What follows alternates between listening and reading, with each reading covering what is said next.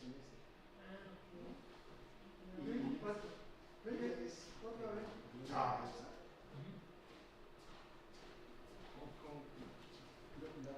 Buenos días, esto es una prueba de audio y en unos momentos comenzamos.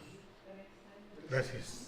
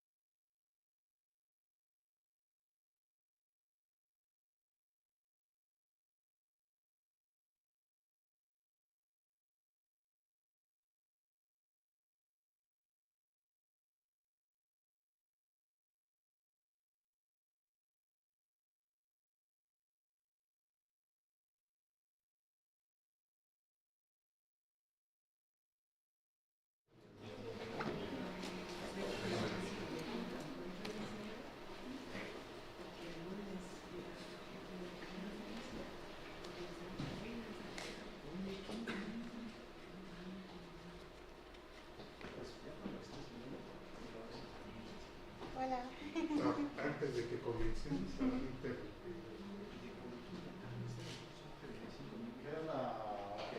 ¿qué onda, Gloria? ¿Y tú? Muy bien. No sabía que andabas por acá. No, qué bueno, bienvenida. Sí, qué bueno. Daniel ya se regresó hace poquito. Sí. Dormido, creo que me dijo. Ah, ok. Ah, está bien. Qué bueno. ¿Cuántas horas vas a estar? 3.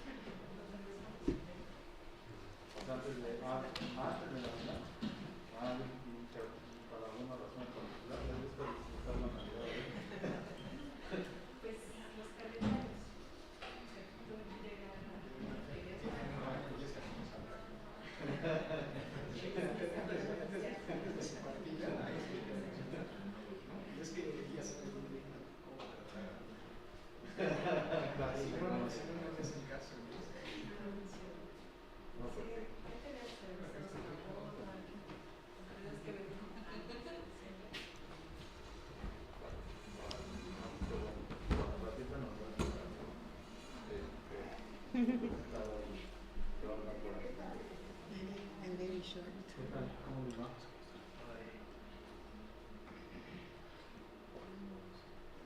Nice. In Canada, we always have to start with a land acknowledgement before we give presentation. Huh? Yo. Hay un map, el programa de map todos los países indígenas. And so you can say, yo voy a México City, ¿quiénes los grupos? Muchísimos. Indígenas, Muchísimos.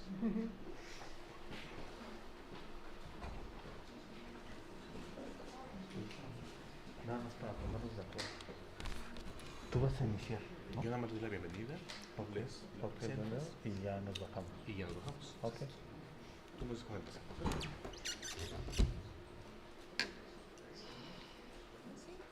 Bueno, a las 12:05. ¿Y qué tal? ¿Cómo les va? Cerrando año. ¿Qué? Cerrando año siempre es muy mucho trabajo. Ustedes están igual, ¿no? Ahorita. Pues más o menos, porque, bueno, es cierre del semestre. Entonces ya con eso concluimos. Pero en términos de trabajo, nosotros tenemos que entregar un reporte de actividades a mediados de año. Entonces, porque yo entiendo que algunos, los investigadores, no sé si ustedes tienen que entregar el reporte. Gracias. Ah, ya. Antes se entregaban en primera semana, no, se entregaban la tercera semana de enero, pero ahora lo recorrimos el año pasado, que sea la primera semana de diciembre, y ya para que las vacaciones con tiempo material. Sí. Está muy bien. Tenemos estudiantes antropólogos. Okay.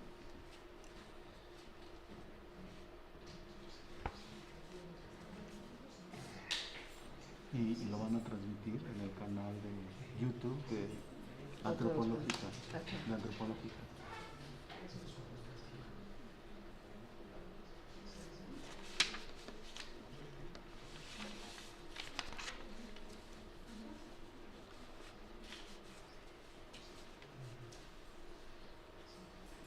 And the green looks very dramatic.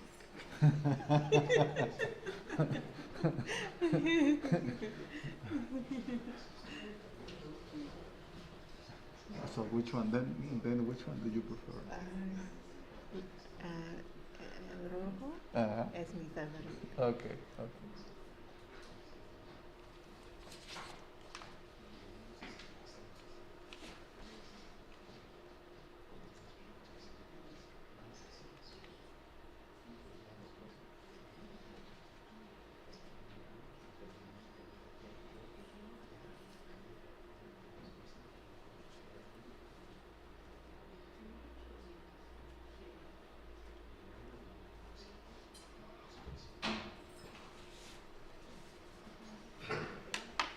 ¿Se ve como escuela de antropología o no? Does it look like an anthropology school or not? No hay diferencia.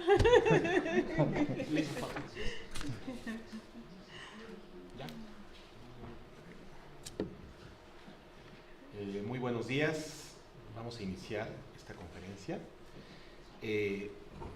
Como mi nombre lo dice, aquí mi lugar, Samuel Herrera Castro, soy el secretario académico del Instituto, y en nombre de la doctora Ana Bella Pérez Castro quiero darles la más cordial bienvenida. Dori, Juan Carlos, bienvenidos, y a todos ustedes que nos acompañan de manera presencial y los que nos ven a través de la página del Instituto de YouTube. Y bueno, para nosotros es un placer conjugar actividades académicas, particularmente las investigaciones que se hacen en antropología física en este Instituto de Investigaciones Antropológicas, y cómo nos hemos relacionado con la Facultad de Arquitectura y con el programa de Diseño Industrial de la propia universidad. Por muchos años se ha mantenido una línea de investigación aquí en el Instituto y están invitados a que sigan participando en actividades académicas que se desarrollan aquí. y justo esta actividad es como volver a sellar estos lazos, es como un ritual de volver a hacer esta unión que tenemos de hace muchos años, ¿no? Entonces, quiero dar la más cordial bienvenida a Dori. Gracias por aceptar dar esta charla, gracias por elegir también al comité académico, la propuesta que está aquí en Antropológicas.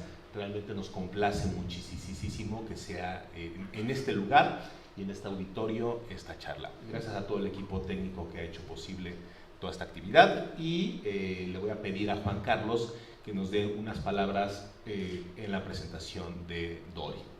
Muchas gracias. Muchas gracias, Samuel, por la bienvenida. Estamos muy contentos de estar aquí. Hablo a nombre del director de la Facultad, Juan Ignacio del Cueto, y del coordinador, Enrique Ricalde. El Comité Académico del Posgrado en Diseño Industrial, en febrero del 2021, de este año, perdón, justo se hizo una propuesta para fortalecer los lazos con el Instituto de Investigaciones Antropológicas, y bajo esa perspectiva, bueno, invitamos a Dori, y Dori amablemente aceptó.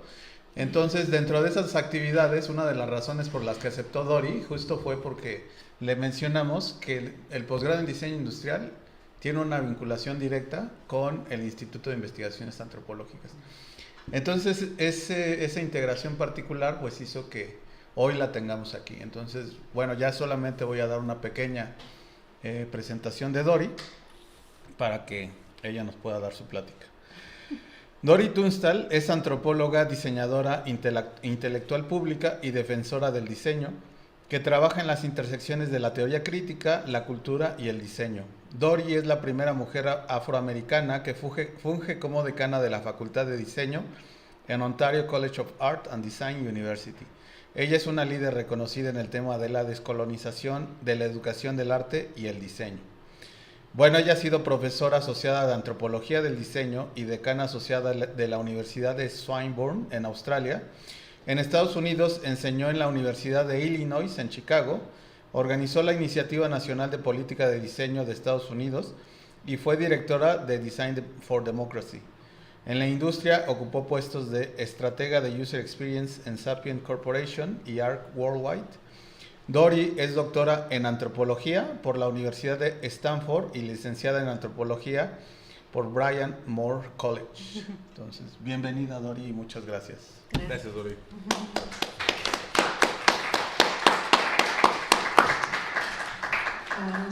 Muchas gracias por la invitación.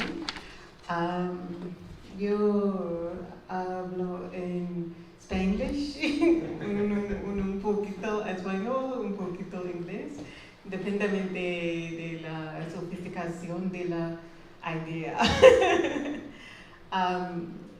Primero, I'll start kind of land acknowledgement de la tierra. Reconocemos a los territorios tradicionales y ancestrales de Nahua, Mexica y Hanyangyu, Otomi, quienes son los custodios y propietarios originarios de la tierra en que hoy nos reunimos. Siempre voy a dar una presentación. I start with the land acknowledgement.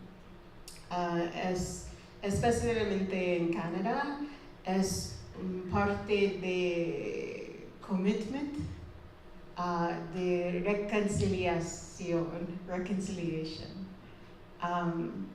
It's also a good way to ground yourself in a sense of place, right? Where am I?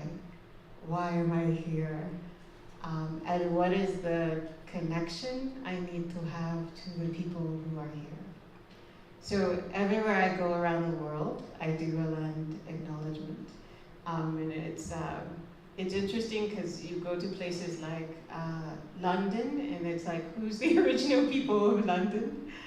But you also find interesting places, like I've been to Finland, and you can have conversations about decolonization because they were colonized by the Swedish and the Russian. So, my presentation is today's, but los 7 principios de la antropología del diseño, the 7 principles of design anthropology. Yo soy un design anthropology, what is it? Diseñador, antropología diseñadora, which means I go to anthropology conferences and I critique their design. And then I go to design conferences and I complain about the lack of depth by which they engage with the questions. So I'm definitely in between. My approach to both design and anthropology is a decolonial approach. And this has been articulated for a very long time in anthropology around what is the purpose of the work that we do. As anthropologists and as designers, I would say as well that how are we freeing the study of humankind from global inequality and dehumanization and locating it firmly in the struggle for genuine transformation. So that has influenced my career for a very long time. As Juan Carlos said, that I'm the first black and black female dean of a faculty design anywhere. I'm a design anthropologist and I'm African American of heritage. That means a lot because yesterday we were talking about how the instrument of anthropology is the body of the anthropologist, like cosas de los ojos through observation, cosas de la boca through interviewing, but by participant observation, it's the way in which your body is engaged in the activities of the people who you are seeking to understand, and how they read your body will determine how they seek to interact with you or prefer to interact with you. And so it's important to position myself in knowing that I come in a gendered body and a racialized body, and that means people interact with me in different ways. But I learn from those processes as well as those with whom I'm engaging. As a design anthropologist, my focus is on 3 cosas. Primero, los valores, especialmente los valores humanos. Segunda, diseño. Y especialmente como diseño transducir los valores entre cosas que tocar, ver, right? Yo dice tangible, right? To make it tangible. And of course, la 3 cosas, la experiencia, que es la experiencia de las personas y las cosas naturales.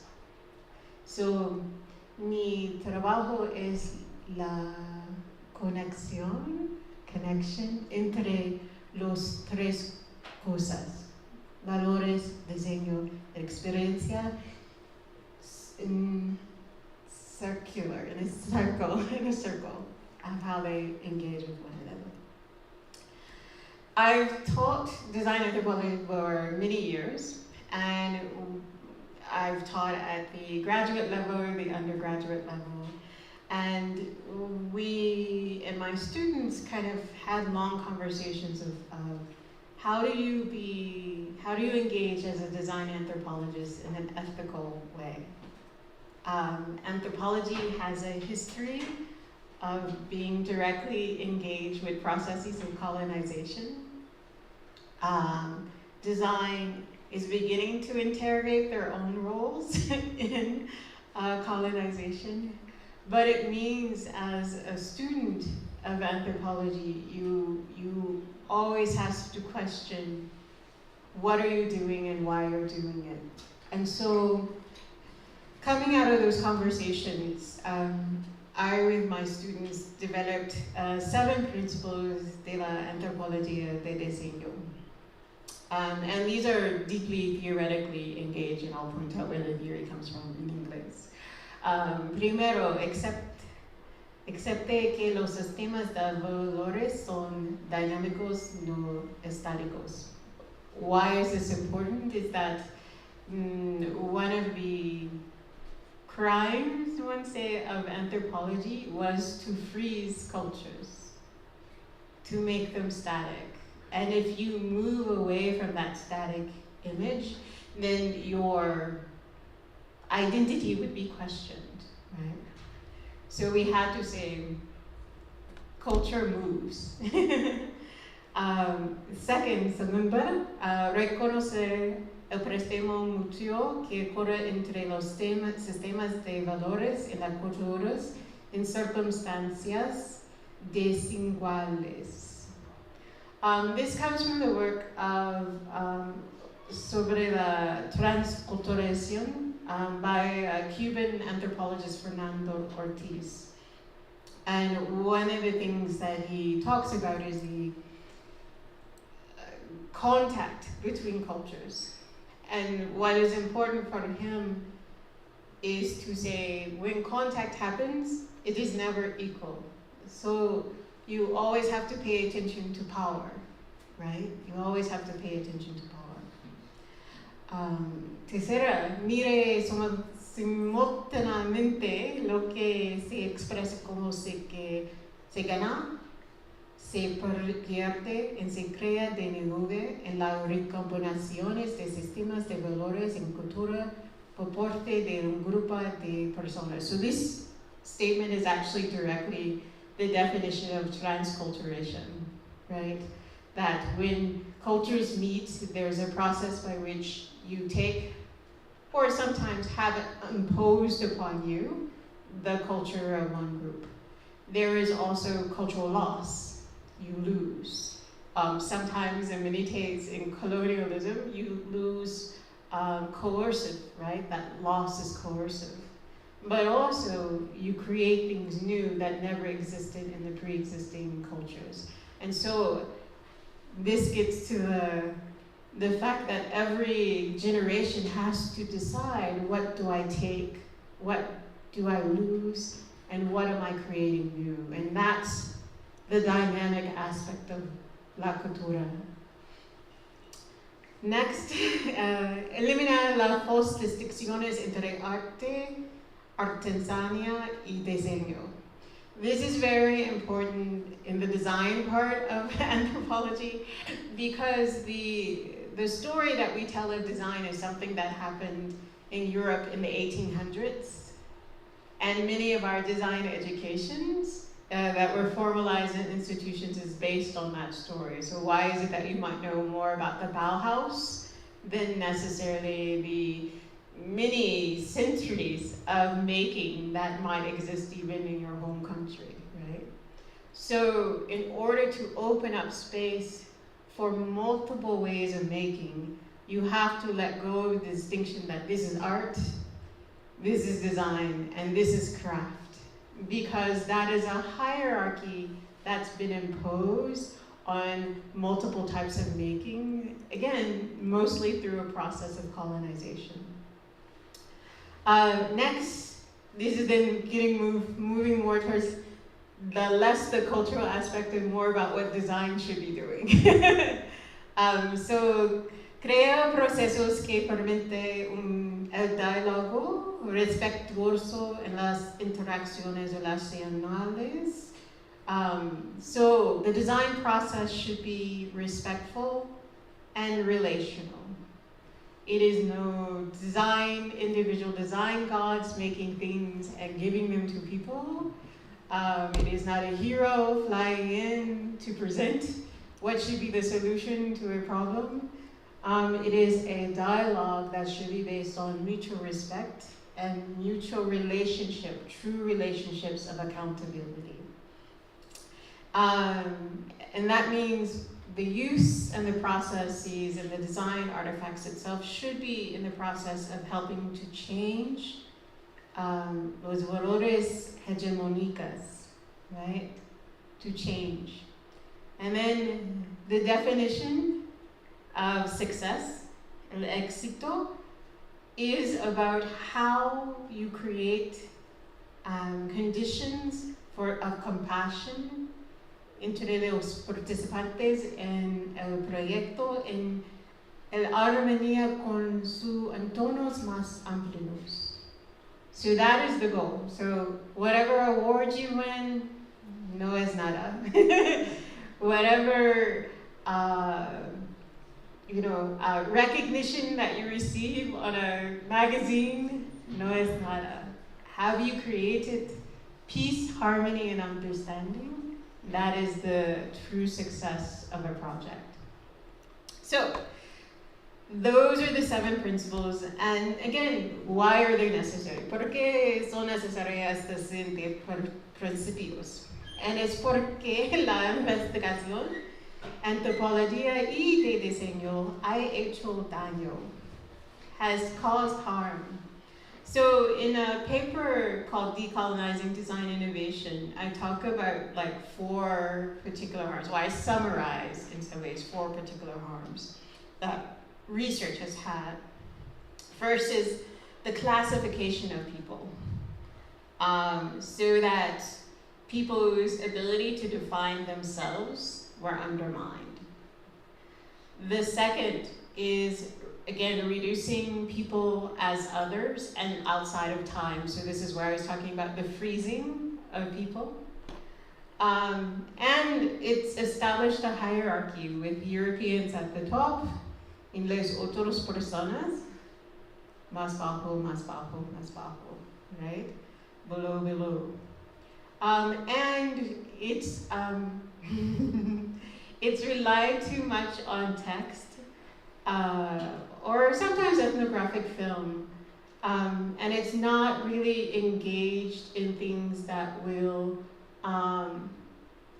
be meaningful to the community that the research is happening with. So yes, text about your history of your community might be really nice, but maybe something that is more useful in terms of developing a system by which it's easier for you to access loans to buy houses might be a better use of the information, right?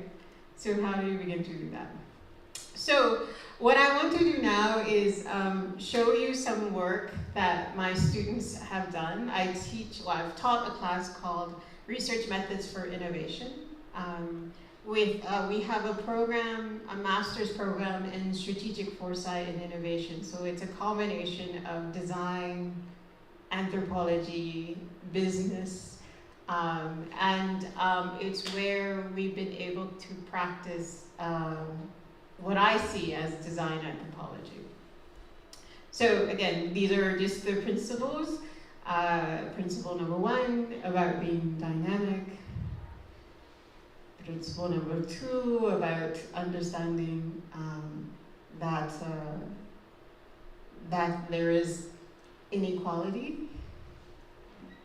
And so es un proyecto de students from India. So this class was taking place during the pandemic, the COVID-19 pandemic, which provided great opportunities in the sense that many of our students were able to be at home during taking the class remotely. So both Hefti and Shreya were in India, different parts of India, and they were able to do their own research on the topic of children education in India. So I'm gonna just play the video and let them speak, explain their project to you. But I would say, from a process perspective, it's grounded in observation processes, it's grounded in interviewing, it's grounded in participation, and in the ceremony, there was limitations to those activities because of the pandemic, but they found ways to engage in many different ways. The other thing that's a grounding principle of the course was that you had to approach it not just from a human-centered design, but there's an indigenous phrase that we talk about in Canada where you have to design for all your relations. So for the water, the land, animals, the plants, and so in the process it wasn't just a matter of focusing on, in this case, girl children, but also understanding how they exist within an ecosystem of all their relations, which may not just be human as well. So I'm going to play. Hi, this is Shreya and Hate. We would like to start by identifying that we are two women born and brought up in middle-class families in urban India who have had the privilege of receiving education with access to all basic amenities in life, including the digital devices that allow us to access remotely delivered education at OCAD University.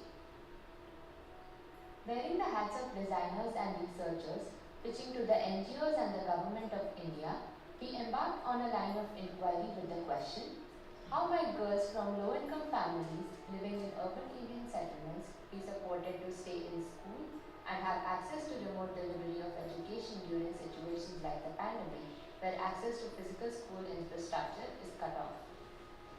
We named our team Savitribai Phule because she was the pioneer of girl child education, co-founder of the first school for women and the first female teacher in India. Before we start, we would like to tell you the story of a 16-year-old girl. She lives with her parents and 3 other siblings in a slum in New Delhi, India.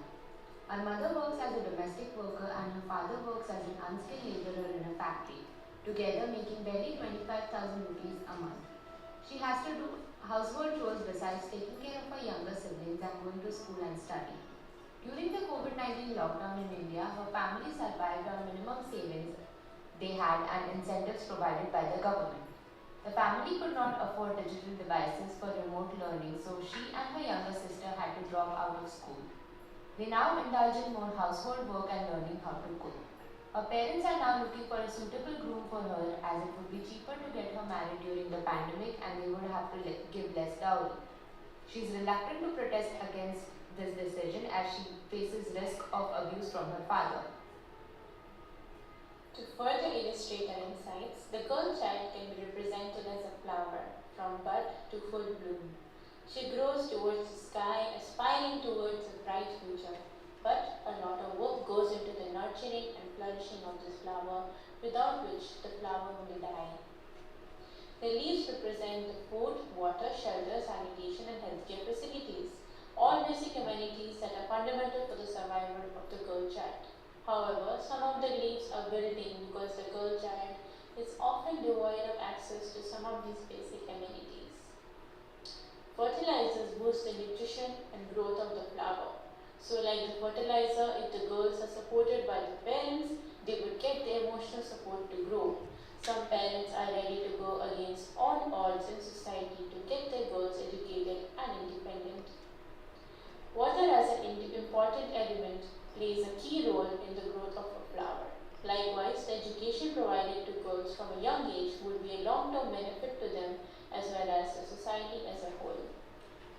Sun, from a distance, provides its light and heat to all animate and inanimate forms on the earth, without which the flower cannot perform photosynthesis. The teachers are the guiding light to the students who empower them with knowledge and make them eligible to stand by themselves in the real world. The air represents the right atmosphere to grow and learn. In the case of the girl child, that includes the school infrastructure, the village where she lives, and the community that she interacts with. The weeds are the competing plants of the flower or social evils, wanting to overpower or prevent its growth. Patriarchal society, gender segregation of tasks and expectations, child marriage, child abuse, and child labor, coupled with unsupportive parents, are these domineering weeds preventing the growth of the flower. Unexpected events may occur that can cause disturbance and turbulence in the atmosphere. The COVID-19 pandemic was one such storm that led to closure of schools, the lack of access to basic amenities, and increased financial strain on poor people. This led to reshuffling of priorities for the girl child's parents, forcing her into vulnerable and dangerous situations like child marriage, child labor, or even child abuse.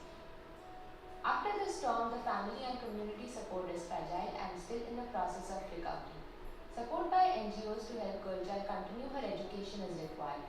This can be done by providing smartphones and books for access to online education. When the plant wants to get back its strength and after the storm it needs support for a while. The government, being a big body, can reach masses the fastest. They can navigate and help NGOs distribute all the supplies equally amongst children.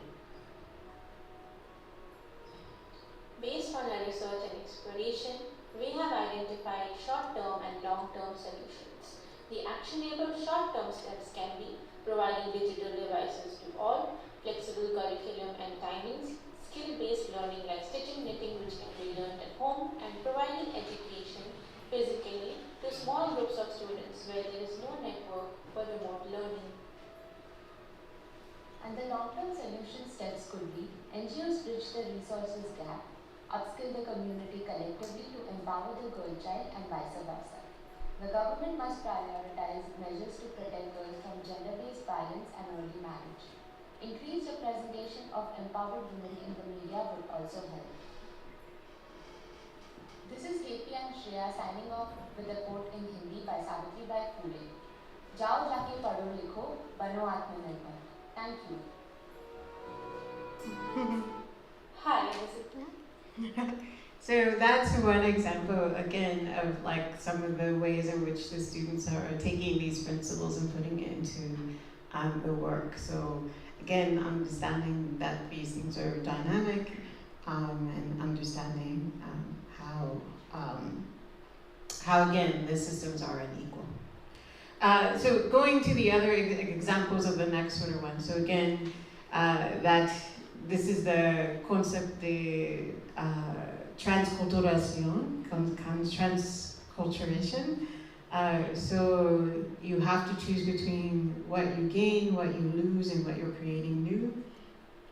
And to the extent to which you need to let go of the false distinction between art, craft, and design. So this particular project is focused on high-tech technology, but the way in which they approached it, so Sean Alfonso and Thomas Chakratin, the way they approached it was, again, with this understanding of that many communities can be engaged in multiple types of activities of making and creativity, and technology can play a role in helping them if it's done right. Good day, everyone. Good day, everyone. My name is Thomas Strangerthal, and my partner for this project is Sean Alfonso. For the past several weeks, we've been investigating the barriers to information and communication technology, or ICT, adoption in small and medium enterprises in Canada.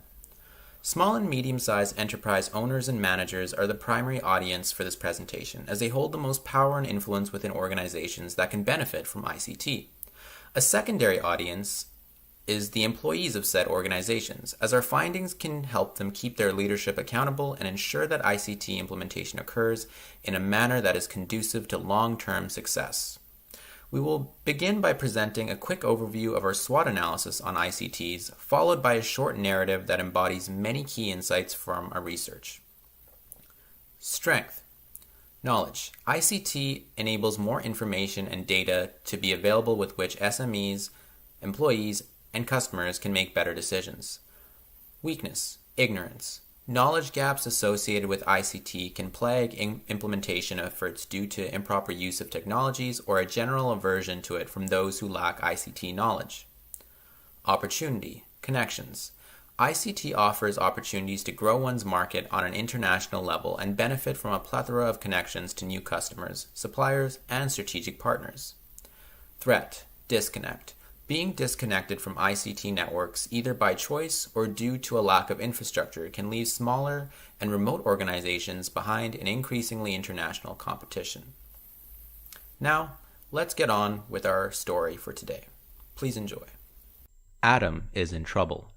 His retail pottery business has stagnated and has not grown for the past 5 years. He faces his dear employees every day, doubting if they really can depend on his business for the foreseeable future. A week passes, and Adam excitingly rushes to a marketing conference, eager to learn new strategies to boost sales. Adam enters and sees a familiar face, his friend Sarah from college. Sarah, how are you? Oh, hey there, Adam. I'm doing well. I'm here to present my business growth story. How about you? Growth? Gee, how did you manage that? I'm here to learn how to grow in this economy. You should swing by if you have a chance, Adam. My session is at 1. Thanks, Sarah. I'll try to make it. We should grab a coffee sometime soon and catch up. It's been a while. Sure thing, Adam. Looking forward to it. Adam felt great about this chance encounter with his old friend Sarah. If she was able to grow her business, he felt there was hope for him too. He looked at his program and noted many sessions were about e-commerce or information and communication technologies, ICT, implementation in organizations. All these options confused Adam, so he opted to register in a session titled ICT as easy as 1, 2, 3. How to grow your business on the web in 3 easy steps. Unfortunately, this session was at 1 p.m., at the same time as Sarah's. Adam thought he could catch up with Sarah later, so he opted to miss her session for some quick and easy tips to grow. The session was run by a company called InfoMarket, selling their ICT implementation program for $1,000.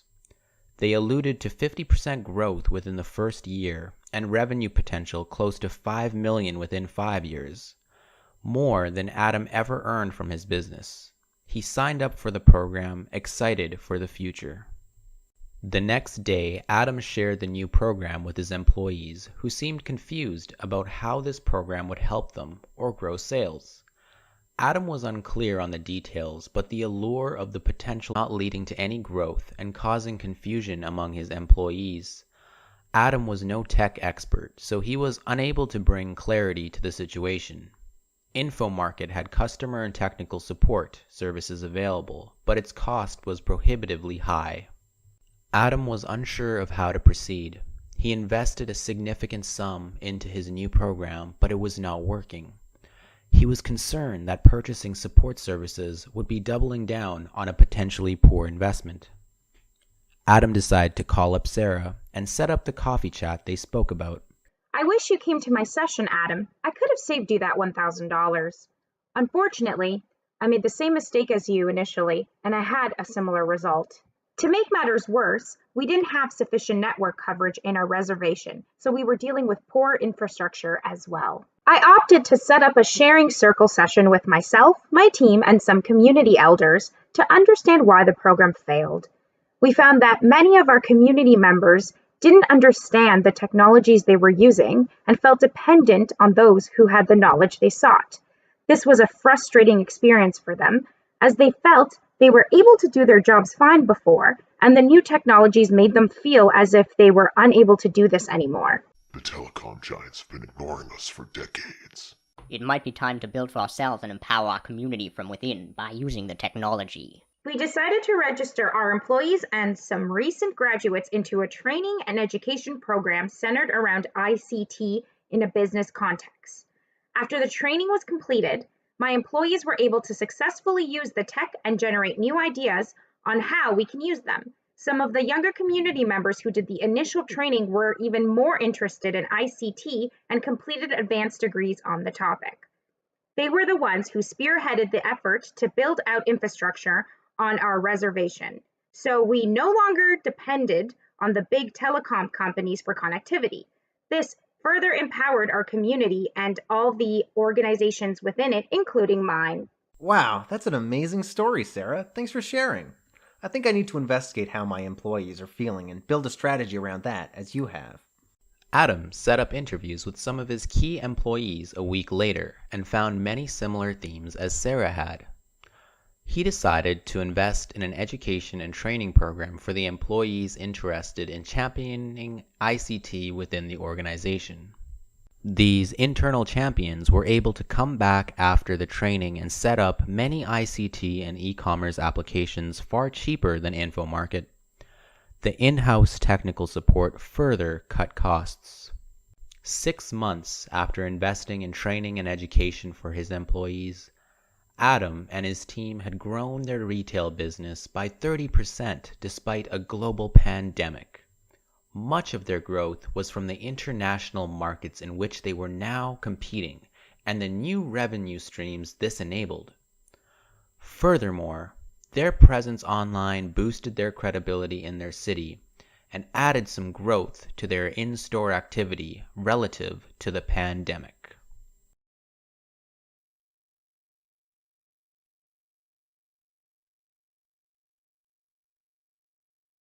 Relationships and interactions through design. And again, I think what this particular project I'll show you, what it's really seeking to do is to change the hegemonic values. So using all their knowledge and their design skills to, again, create change. For our final performance, Julie and I will share our journey and understanding of the research space we chose to explore. We were limited by access to our demographic, but have analyzed the research we were able to conduct to the best of our ability, which is primarily secondary research, to illustrate the current landscape. But first, in the spirit of reconciliation, we would like to acknowledge the land on which Oakhead University sits and on which we study is the ancestral and traditional territories of the Mississaugas of the Credit, the Haudenosaunee, the Anishinaabe, and the Huron-Wendat. We also acknowledge the unceded traditional territory of the Wet'suwet'en peoples, where one of our team members lives, works, and plays. Gender inequity is an issue that also affects our Indigenous neighbors, particularly those who identify as Two-Spirit, and so it is our hope that our research will help support their lived experience in Olympic pursuits. This is the research question that emerged and guided our work. What are the barriers to and opportunities gained from the IOC restructuring competitive divisions to improve equity amongst martial artists of all genders? Going into this project, Julie and I had a shared interest in gender equity in martial arts, as well as several shared assumptions about the current landscape of Olympic martial arts. The 4 assumptions we shared were that current gender-based categorizations are inequitable to athletes of different genders, particularly women and gender-diverse athletes. Also that athletes, including Olympians, experience gender discrimination, and that athletes of all genders are capable of competing against each other. And finally, that improving gender equity at the Olympic level would result in improved gender equity across lower levels of sport.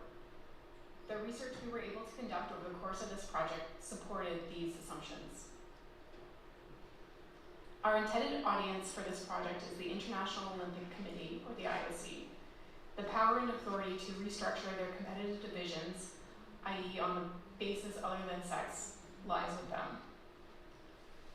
While the barriers to restructuring competitive divisions, a sense of tradition, conservative social views, perceived fairness, are great, there are also important opportunities to be gained by doing so, i.e. improved equity within sports, particularly for women and gender-diverse athletes, and not just at the Olympic level, but throughout the sports world as well as evidence that there may be ripple effects in broader society by de-emphasizing gender in sports.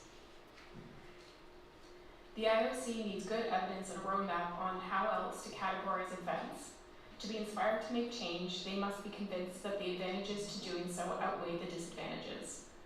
They will require quantitative evidence on gender discrimination, options for alternative categorization methods, evidence of successful implementations of alternative categorization methods, and support for change from spectators, partners, and member countries.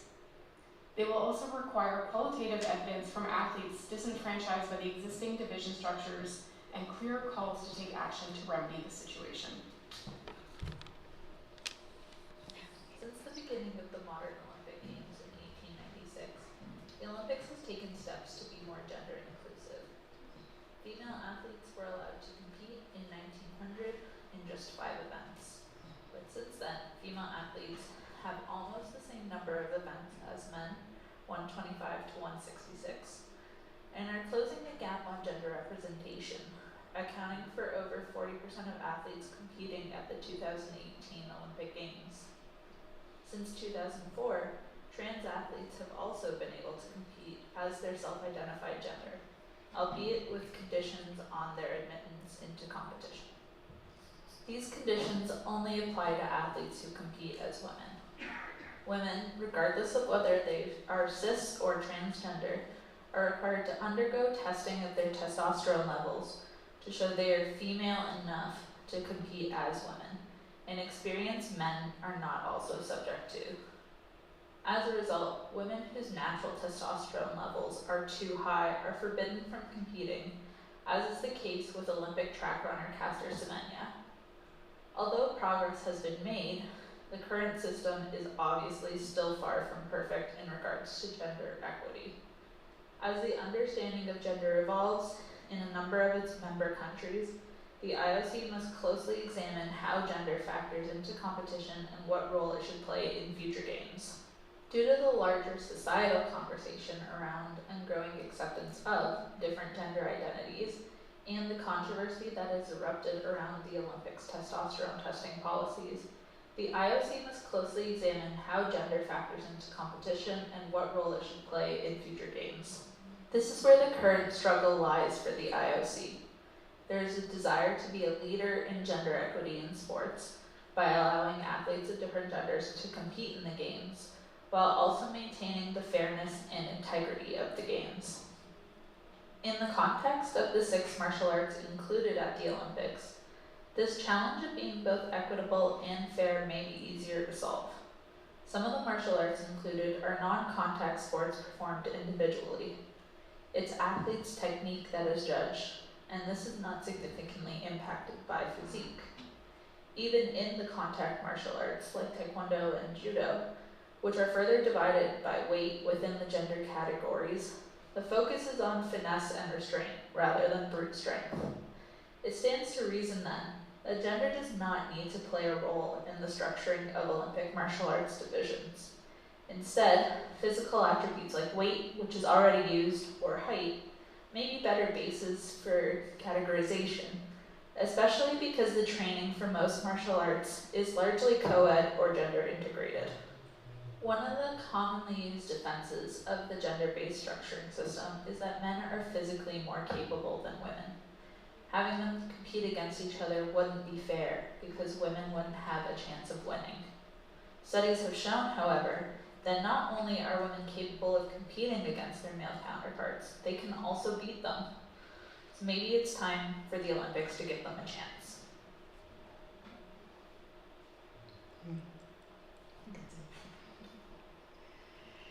So we go to the last criteria, or last principle, and it's, again, definir los criterios últimos de éxito como la creación de la condición de compasión entre los participantes en el proyecto, en el For our final armonía con performance, sus entornos más amplios. And so the last thing I show, the project that I show from students is kind of brings all those things together. So this was actually the most successful project in the class.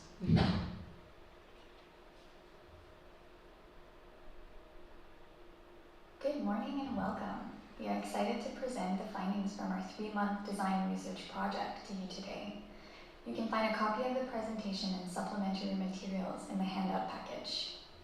Back in September, you hired us to investigate how design can contribute to building community resilience in neighborhoods. Specifically, you asked us to look at the role of green natural features in public parks in creating a sense of place-based community. This research assumes that both a sense of social connection and a connection to place are essential parts of how people experience community. We explored this assumption through a number of research methods and found the following. The perceived quality of public spaces affects people's connection to place. Experiencing a sense of community relies on the quality of social interactions and connectivity. Parks are a universal and collective Canadian experience, but each person has a unique connection to their local parks. And parks provide benefits across Many Dimensions of Health and Wellness.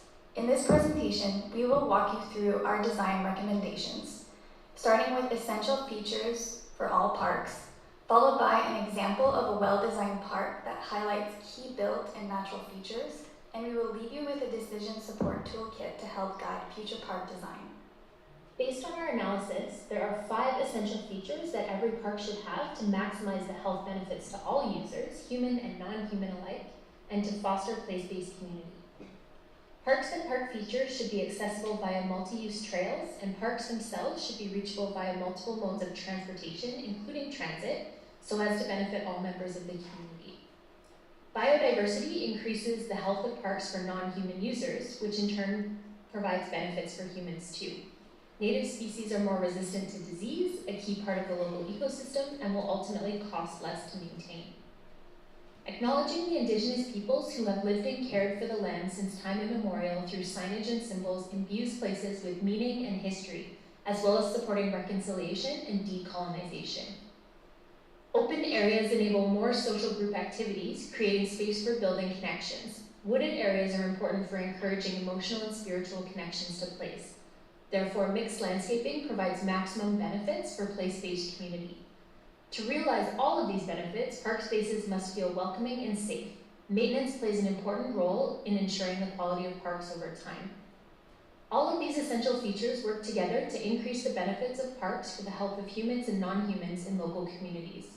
The risks of not including these features include excluding users, reinforcing socioeconomic divides, increasing costs, continuing colonial practices of oppression, and reducing the overall health of local ecosystems, which will threaten not only the species who live there, but ultimately have economic consequences as well.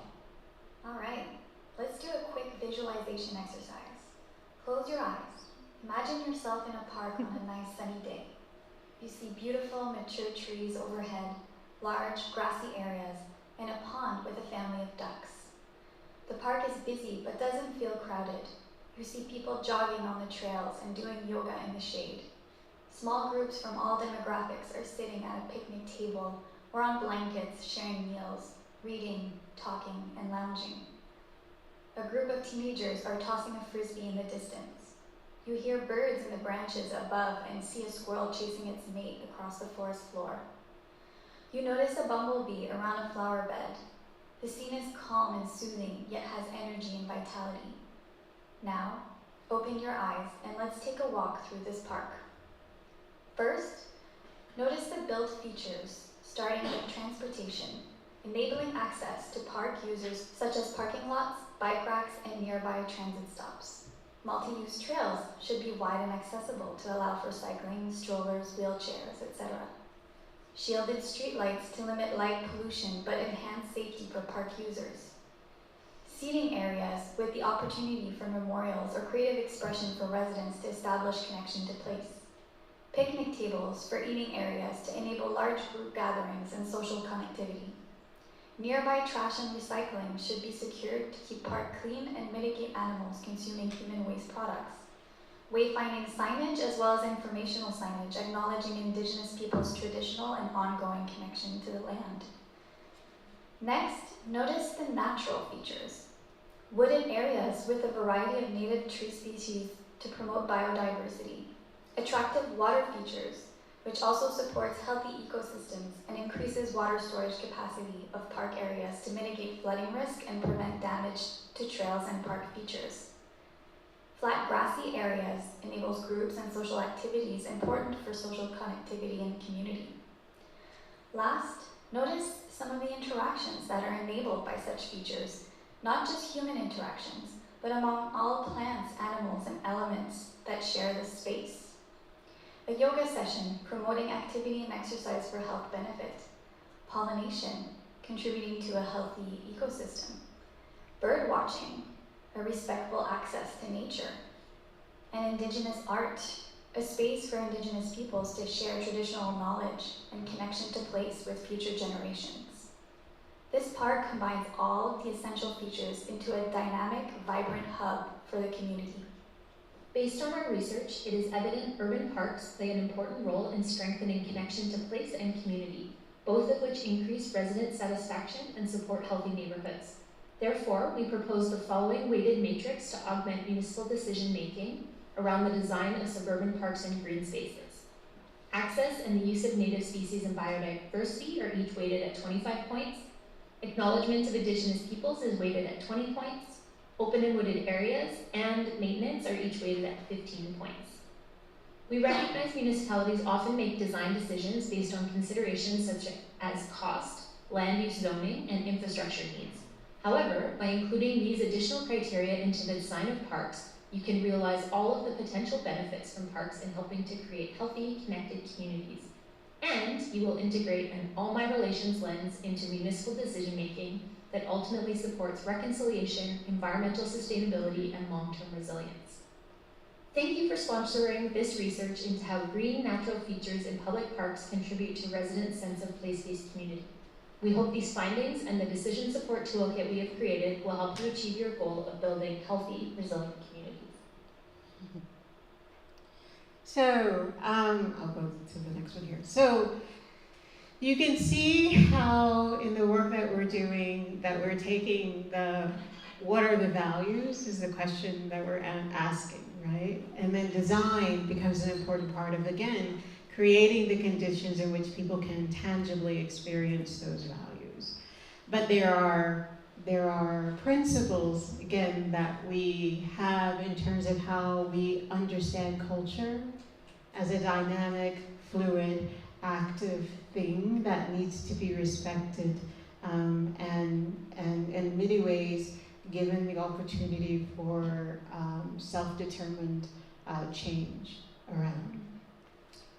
Design plays a really important role when it is done through a sense of relationships, relationships that respect how we all need to survive and live and thrive and hopefully flourish in both the built environments that we create as well as the natural environments that we hope to enhance and support by our presence within them.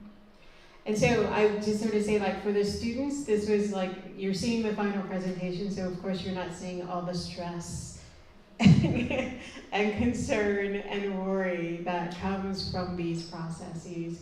But what does come out of it is a lot of innovation. So how do you design a solution that takes into account these, that leads to innovation? Again, how you embed culture and cultural meaning into, let's say in this last example, into a space, right? That becomes, that again, the notion of what you're doing as a design anthropologist is very different from the expectations we have around anthropology, and the expectations that we have around design, but bringing the best aspects of both those practices.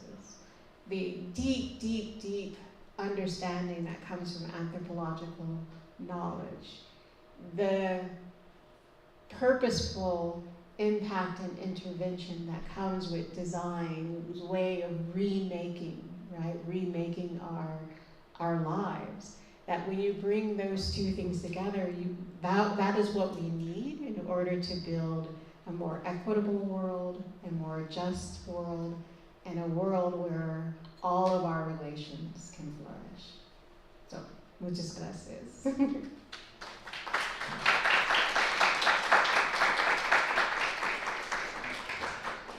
¿Hay tiempo para preguntas? Did I take too long?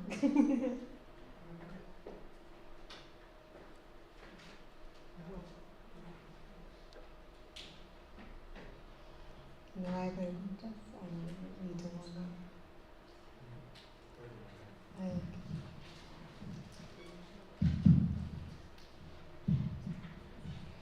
Buenos días. ¿En español o en inglés? In español, no. If I need help, I'll ask. I need to practice. Okay. Muchas gracias. Bueno, yo soy estudiante de diseño gráfico y pues me interesa la parte del punto número 4 acerca de eliminar las falsas distinciones entre arte, artesanía y diseño. Por parte de la disciplina del diseño esto se ve bastante marcado y me interesaría conocer un poco más acerca de cómo eliminar estas distinciones acerca de lo que usted dice de hacer estudios más profundos en antropología. Okay, that came by really fast. Can you say it in English? Just the gist of it. Sorry. So I got you're a graphic designer, you're interested in the comment that I made about the distinctions between art, design, and craft. I just missed the last part because it came really fast. Conocidamente. Perdón. Bueno, sí, ¿cómo podríamos hacer o eliminar estas falsas distinciones mediante la antropología o con estudios más profundos antropológicos? Again, in English, the last part. Okay. How we can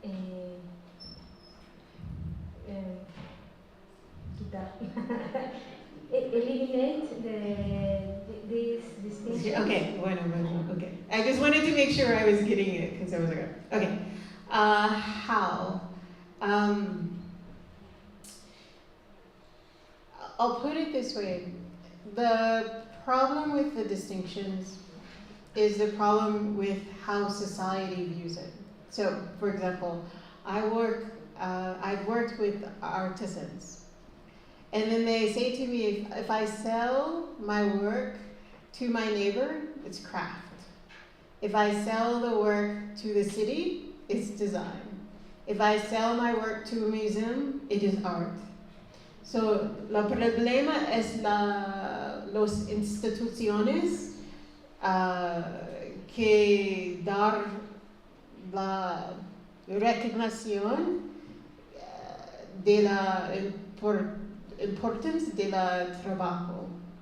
El trabajo es el trabajo, right? The work is the work. But we assign meaning, price to that work depending on where it's going to. So, how do we do that? I always like to talk about, yo soy un maker. I don't know cómo se dice en español. Huh?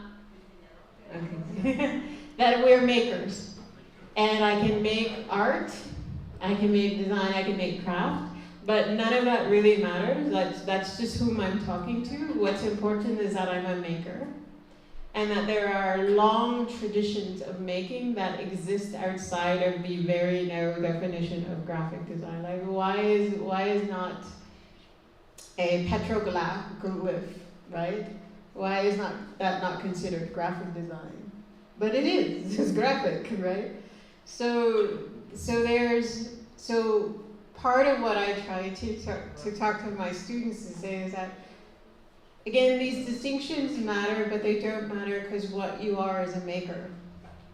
And part of the work we have to do is to begin to dismantle that hierarchy that says if it's art, you pay 10,000, pesos for it.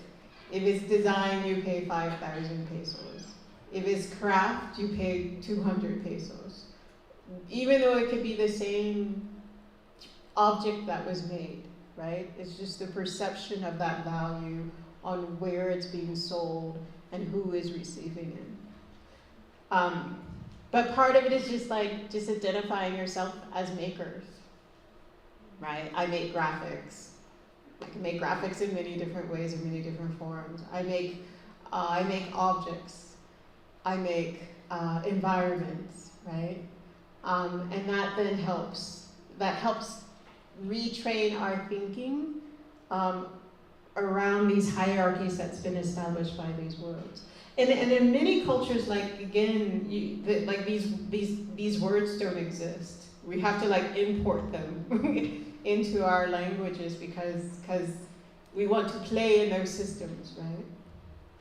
So that's how, and then again, so in my students, you see their work, it's like they're doing storytelling, not a PowerPoint presentation, right? They're communicating through, things that they're sketching as well as models. And so again, they just, what is the right modality of making that will help me tell this story most effectively to the group I'm trying to embrace with this knowledge that I'm bringing? bueno. Gracias. Español. Okay, I'll try better this time. I should be more confident that I know what's going on. Ok. Yo te ayudo si no entiendo. Yo soy antropólogo, estoy haciendo una etnografía sobre diseñadores UX UI para ver cómo trabajan y así. Y tengo dos preguntas. La primera es, en esta etnografía pues yo me he empapado mucho de cómo trabajan, pero no he visto cosas realmente coloniales, como que no he podido, no las he identificado pues. Tampoco las estudio mucho, pero me gustaría saber cómo detectar estas posiciones coloniales en el trabajo que se hace del diseño digital. ¿Sí? So, what do I think that digital design is part of like colonization? How he can identify colonialism in digital design? Okay. That's a big, gran pregunta. So, primero,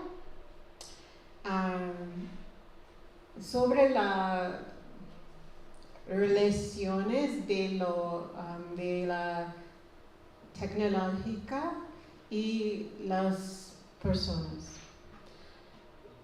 Voy a decir, yo pienso que ahora la relación de la tecnológica en las personas es un de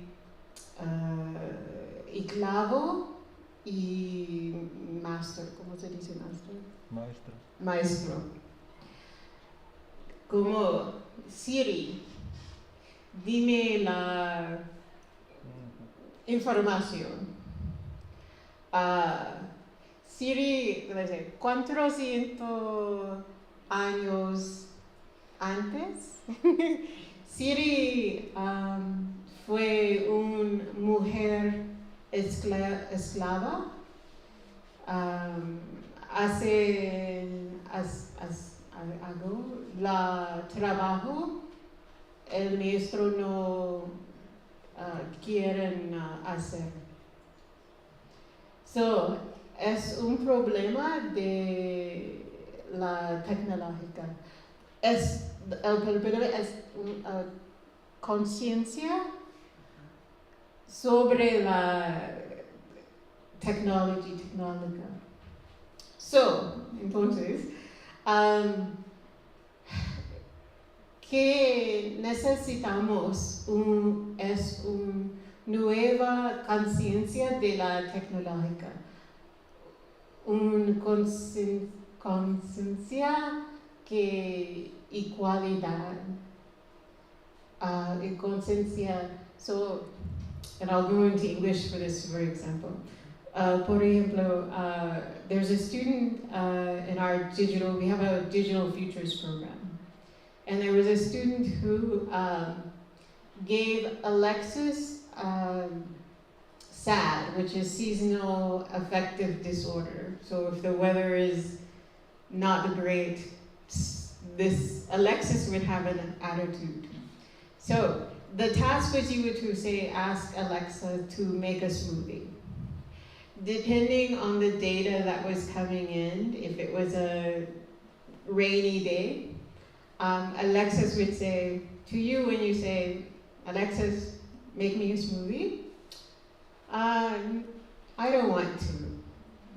I'm not feeling well. I'm going to play my meditation music. And they would play the meditation music. So when people were interacting with that, you could see them getting visibly frustrated because we are used to Alexa, Siri, all of them, just to do what we want them to do. But the student built into Alexis a sense of equality.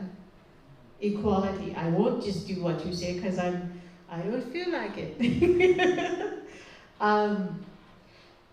And so those kinds of movements where we approach the understanding. We are in relationship with technology in the same way it's like technology is all of our relations, right? So how can we build into that technology an ability to respond to us in ways that are not just about obeying our commands, right? And how we change the language of how we write code and what we do to allow for that liberty, that freedom that we should be giving to all of our other relations. So that's some of the moves that people are beginning to make. There's a lot of work that's been done with indigenous artificial intelligence. I was telling some groups around there. So there's an indigenous AI group who actively work on building artificial intelligence systems based on indigenous ways of knowing, indigenous ways of being. And so that's, for me, the innovation in technology is not just making it faster, it's making it more relational. It's making it more equal, because now it's in everything. Everything has sensors.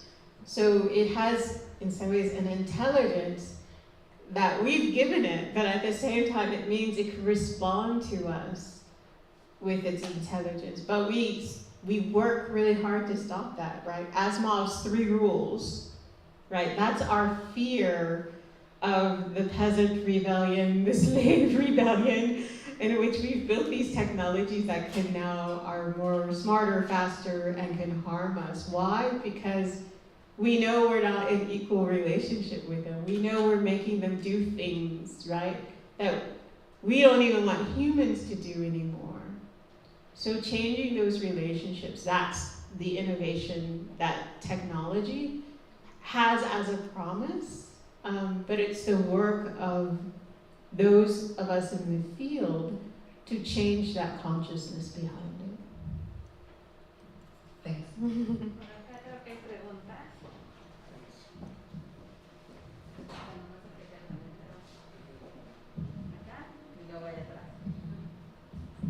Hi, we are a student from here. We are physical anthropologists, and we really enjoyed your conference. I wanted to ask you, what do you think about the cultural appropriation that has been seen these past years in these all international brands, like within the embroidery here in Mexico, or with other cultural appropriations that have been seen? What can you tell us about? Yeah, so I'm actually currently working on a project where I'm helping a very large corporation to begin to design with cultural appreciation and stop doing cultural appropriation. And part of that is, there's kind of 3 parts to that.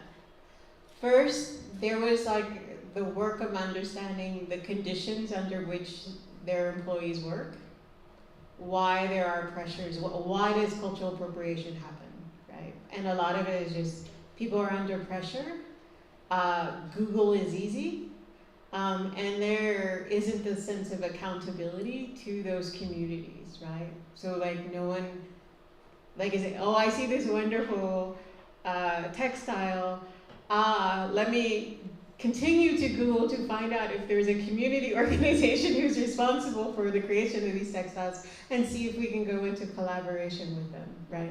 There isn't that training or mentality or the sense of I have enough time to do that, that again causes the underlying cause of the conditions for why cultural appropriation happens. So the first part is understanding those conditions. The second part of the project is actually helping them to understand what is the difference between cultural appropriation and cultural appreciation. And really, I was actually talking about this the other day. One of my favorite books that I use to talk about, because I've taught this for many, many years, one of the books I use is called Borrow Power, Essays in Cultural Appropriation by Biff and Rao, and get that quiz into you later. And they basically categorize 4 harms of cultural appropriation. First, it harms the community from whom it's appropriated. Second, it harms the object or the process that's been appropriated itself, because it takes it out of a context that's inauthentic to what its use is.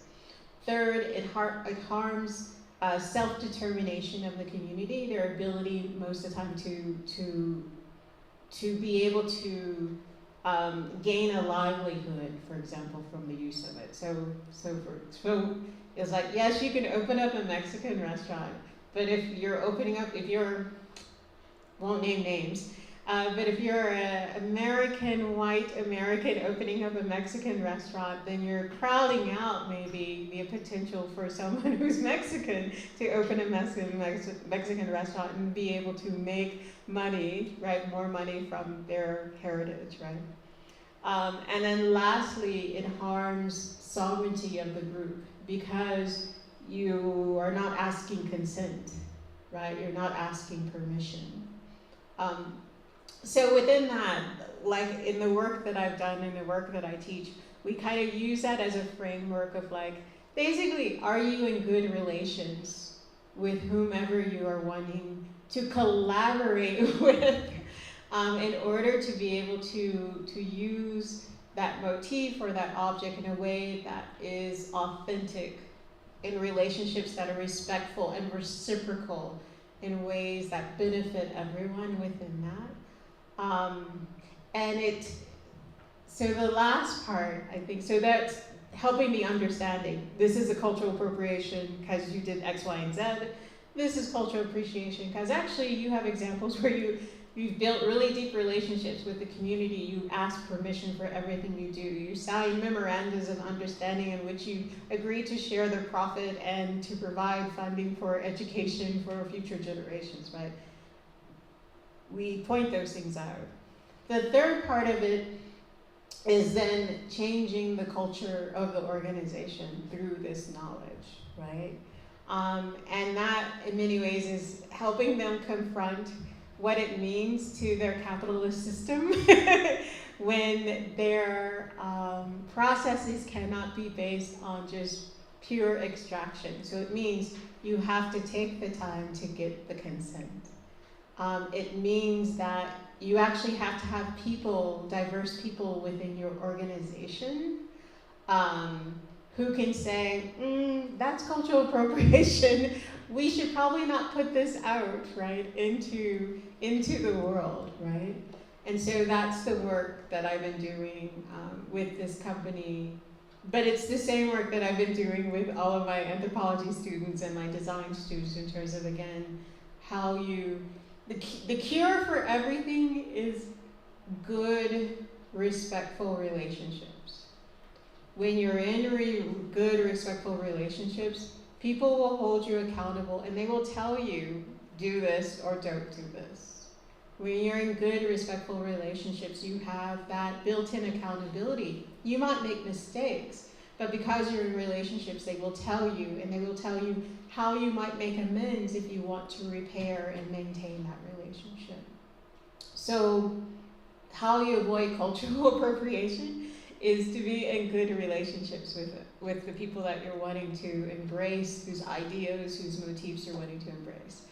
But I would say if it was easy to do that, we would not need the United Nations as an organization because we'd be able to figure these things out. But again, the work of many of us in this room is helping the organizations, the communities, and even corporations that we might engage with to understand these issues and to show them the pathway of how to be better and do better in the world. Thank you very much. You're welcome. Hi. Hi. Thank you very much. It's a very, very interesting, very beautiful presentation and very explicit. I'm a physical anthropologist too. I was thinking anthropologists, I think here have one first concern, that is the fieldwork No, in Mexico we work a lot in the field. This created the questions like the young. How can we do this work? I think in one first moment we all, when we go in the first time to the field, we are a little colonialists. No, but we have this tradition. We come from colonialism, and we have our epistemological categories, our constructions about who you are, and this. No, then I think this is a process. No, for the young anthropologists to understand this will change. No, with the interaction with the community, with the communication. I thinking a lot in the point 2. No, these unequal circumstances. We will try to learn to change this to make it similar. This is not easy. The real world is very complicated. We go to the field with our problem of investigation. We need to learn what they want to learn about this mutual contact in the first place, and then incorporate these questions, these problems, these inquietudes, to do ourselves and work together. Beyond disciplines, beyond degrees, working all together. No, in Africa they call this communal archaeology.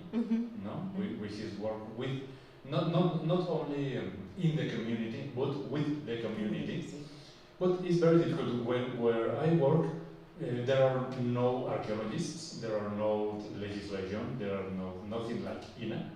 Where I work, there are no one archaeologist in this country, and there are no national museum.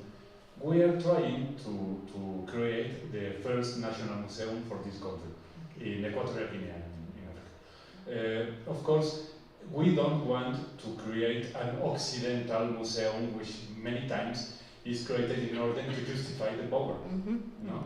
Look, the National Museum of Antropology, el Museo Nacional de Antropología, es una construcción a favor del Estado centralista mexicano. ¿Conocen ustedes todo esto? Es un museo maravilloso, no es una crítica negativa, y se apunta como museo, sí, pero tiene su historia, ¿no? Well, our idea in my project is to listen the traditional ways of transmission of knowledge, del conocimiento, cómo se transmite tradicionalmente el conocimiento en esta sociedad, and then to create a museum with this African thinking, not Occidental but traditional. We were thinking with this museum with the first level, with the past, ecological, human, evolutive, and then the modern Equatorial Guinea in a second floor. No, it's great. It's a nice idea. But then come the people from the government, no, and say, okay, it's very fine. The second floor will dedicate it to our president, to the life and future of our president, no, because they are working for this ideology, for this justification of power. Then this is very, very difficult to do. In the real world, it's very difficult to work with these seven principles. See, I mean, the reason why they're principles is that they're, I don't like the word aspire. I mean, we figure out in the decisions over which we have control, where we can put them into action. And as you grow in time and power, sometimes you find you can put more of them into action. There's days when all I can do is accept that things are dynamic and not static. That's it. That's all I can create space for. And then there's days and situations in which it's like I can actually change the criteria of success, right? So I think for me, the important part of these principles is that, well, I say, they were asked for by my students to help them figure out what impact they want to make in the world and how to stay true to the impact of what, which doesn't mean that you're not required to compromise. but it does, even when you're compromising, to have them is to remember where you want to get back to, right? When you don't have to compromise. The other part of it, I think, is that these principles, as they operate in real life, like I said, they're guides. So, for example, I didn't have these principles when I was doing my PhD research in Ethiopia, but I had them, in ways that I couldn't articulate then, right? So what I made sure with my project, so my PhD project was on Ethiopian tourism and development as it relates to racially structuring. And so when I was there, I would visit every few months the Ethiopian Tourism Commission to, not in a formal report, but just to have a conversation about what I'm seeing and what I'm hearing, so that they had fresh information about how they can improve things, both for the small businesses and the guides who are running things, as well as, again, for the tourists who are they wanting to encourage.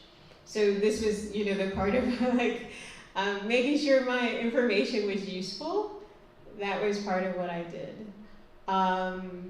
Also, I stayed in the field for a long time, and what I learned then, but I didn't know, is that I actually visited places multiple times during my field work. So I did about 20 months of field work, and I would do a loop. I stayed only in place for maybe 3 or 4 weeks, but I would loop back, and the relationship was different the second time I came, just because I came back.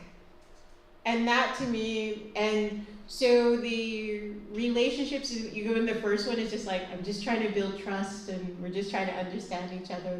By the time you come back the second time, by the fact that you came back the second time, you're moving to a different level of trust. So this is the first time people would take me to a restaurant, the second time people would invite me to their homes. Right? So again, that was just the small act of showing that this was relational, not extractive, that I wasn't just going away and taking something with me. And I brought stuff back with me, because I was hey, I'm gonna go back to the States, is there anything that you want? Okay, I need these books, I need this, I need that. So I would bring back things to people, because in the same way as if I was a family member, I have obligations to share and to connect. So yes, these things are hard to put into practice. I say mostly institutionally, but individually, the principles are there. They're just about how you engage with people. What do you make your designs do, and what respect you have for the deep things that people are saying about who they are, who they have been, and who they want to become in the future, and what work you can do to help them become who they want to be in the future. Right? So thank you for the conversation. ¿Alguna pregunta final?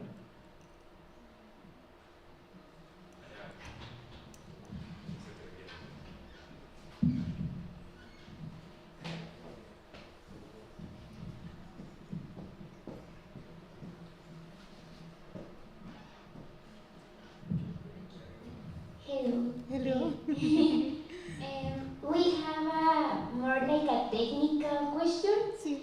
And it's about, we told you yesterday that we are in a project in design school. So we have a problem, we don't know how to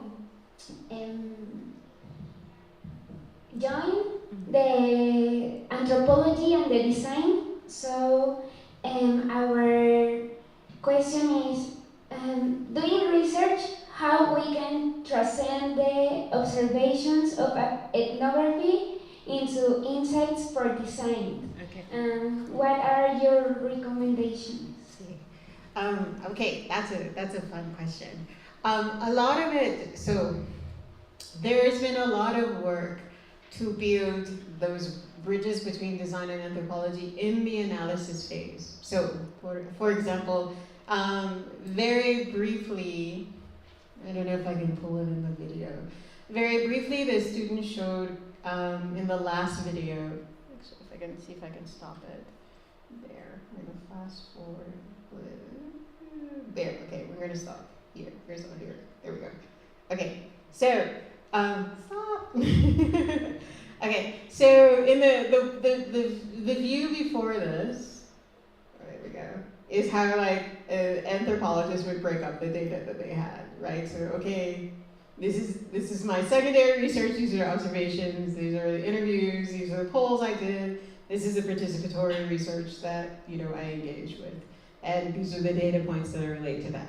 So designers look at that and say, I don't know what to do with that. So it has to go into another form. And so the next slide begins to be able to work through that. And I don't know if you probably can't see it very well in the thing, but what happens is that it begins, those sort of black sort of thematics that are kind of within that become related to design things that the designers need to want and understand. And so then so the process of this is it saying, okay, for you to be able to do your job, designers, what is it that you need to know? Okay, I need to know who I'm designing for. I need to know what are the kinds of interactions they want to have. I need to know what's their favorite colors. I need to know X, Y, and Z, right? And so then the researchers reorganize the information based on what the designers need to know to be able to do their job. And then further on, they'll further refinements of that. So when you get to, let's see, fast close your eyes. So when you begin to get this is like the finalization of like all of the data that's been organized around, again, because the designers are like, well, what are the features that need to be built into this space, right? So then all of that data has been organized around, people were saying there needs to be memorial beaches. Lighting came up as a major theme, so then lighting needs to be that. So it's all in the analysis of how you connect the information that is being gathered to the specific design questions that is needed to provide an answer. And like I said, I've done this. There's so many different structures.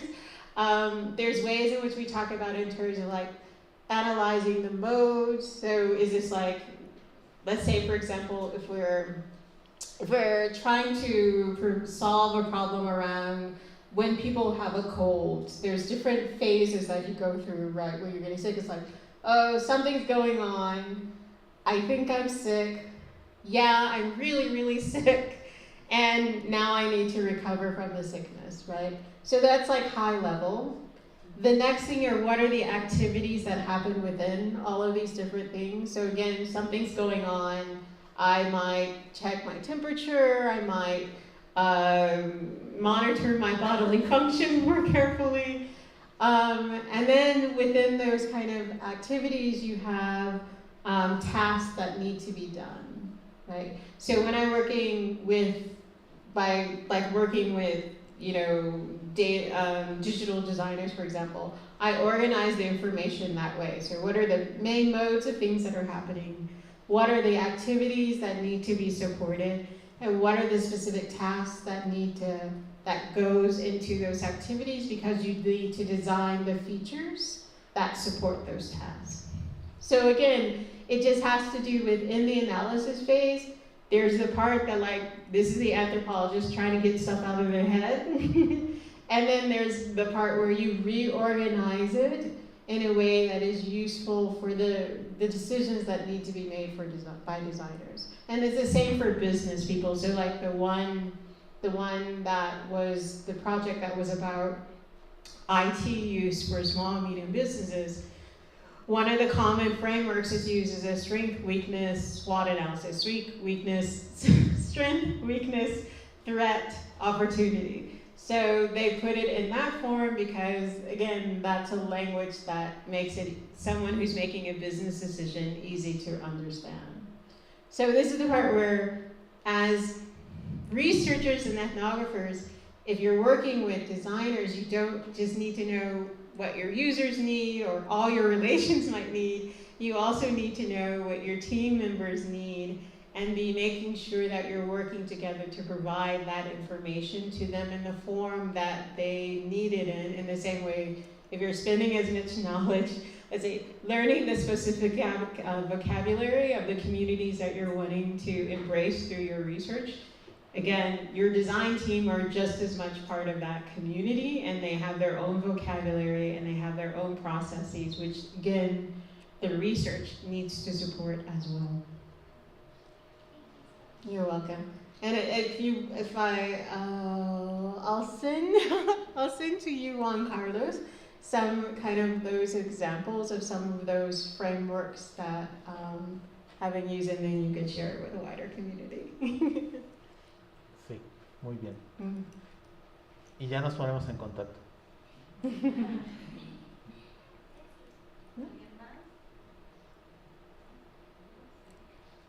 ¿No? Bueno, pues muchas gracias por asistir el día de hoy. Pensamos que es un evento muy exitoso porque estamos en este auditorio diseñadores y antropólogos y sí, es uno de los objetivos de este conversatorio. Ya solamente me restaría invitarles para las personas que están interesadas en el trabajo de Dori. El próximo viernes se realizará una conferencia magistral en la unidad de posgrado a las 12 horas. Y posteriormente tendremos un evento de puertas abiertas en el posgrado en Diseño Industrial también para que lo conozcan. Muchas gracias, Dori. Muchas gracias, todos. Muchas gracias. Muchas gracias.